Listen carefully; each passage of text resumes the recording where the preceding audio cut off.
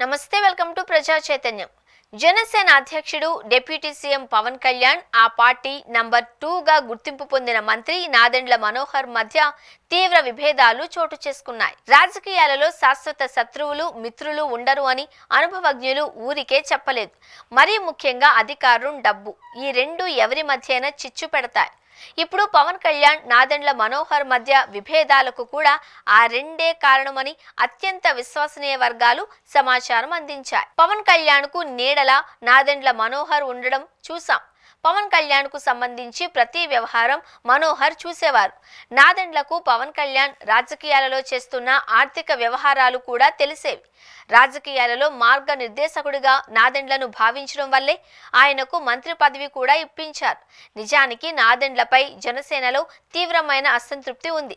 పవన్ కు తప్పుడు మార్గంలో నాదెండ్ల నడిపిస్తున్నారు అని, తన స్వార్థం కోసం తమ నాయకుడిని నాదెండ్ల వాడుకుంటున్నారు అనే ఆవేదన, ఆగ్రహం జనసేన కార్యకర్తలు, నాయకులలో బలంగా ఉంది. నాదెండ్లను గుడ్డిగా నమ్మితే మునిగిపోతావు అని పవన్ ను శ్రేయోభిలాషులు హెచ్చరించినా పట్టించుకోలేదు.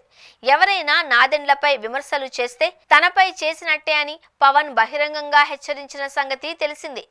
ఎందుకో గాని నాదెండ్లపై పవన్ లో అనుమానం పుట్టింది. నాదెండ్లను నెమ్మదిగా దూరం పెడుతూ వస్తున్నారు. దీంతో విభేదాలు తీవ్ర స్థాయికి చేరినట్టు అత్యంత విశ్వసనీయ వర్గాలు తెలిపాయి. ఆదాయ వనరులన్నీ పవన్ ఒక్కడే చూసుకోవడం, మరోవైపు తన సామాజిక వర్గానికే జనసేనలో ప్రాధాన్యం ఇస్తూ ఉండడాన్ని నాదెండ్ల జీర్ణించుకోలేకున్నారు అని విశ్వసనీయ వర్గాలు చెబుతూ ఉన్నాయి.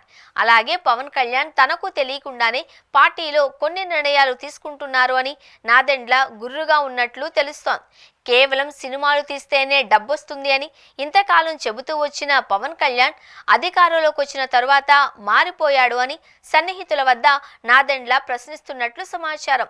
తమ్ముడు తమ్ముడే, పేకాట పేకాటే అనే చందంగా ఆదాయం దగ్గరకొచ్చేసరికి తనను పక్కన పెట్టడంపై నాదెండ్ల మనోహర్ తీవ్ర అసంతృప్తిగా ఉన్నట్టు తెలిసింది. మరోవైపు జనసేనను కుల పార్టీగా తయారు చేస్తున్నారు అన్న అభిప్రాయం కూడా నాదెండ్లలో ఉంది. నాగబాబుకు ఎమ్మెల్సీ, అలాగే మంత్రిని చేయాలన్న పవన్ నిర్ణయంపై కూడా నాదెండ్లకు నచ్చలేదు అని తెలిసింది. ఇది సరైంది కాదేమోనని నాదెండ్ల చెప్పిన అభిప్రాయం పవన్ కు ఏమాత్రం రుచించలేదు అని విశ్వసనీయ వర్గాల సమాచారం. అయితే అధికారంలో ఉండడంతో పవన్, నాదెండ్ల మధ్య అంతర్గతంగా ఉన్న తీవ్ర విభేదాలు బయటకు రావడం లేదు.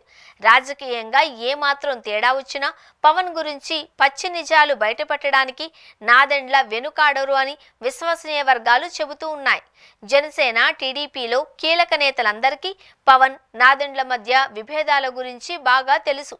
ప్రధానంగా ఆదాయం వద్ద మొదలైన విభేదాలు అనేక రకాలుగా మలుపులు తిరుగుతున్నట్లు విశ్వసనీయ వర్గాలు చెబుతూ ఉండడం గమనార్హం.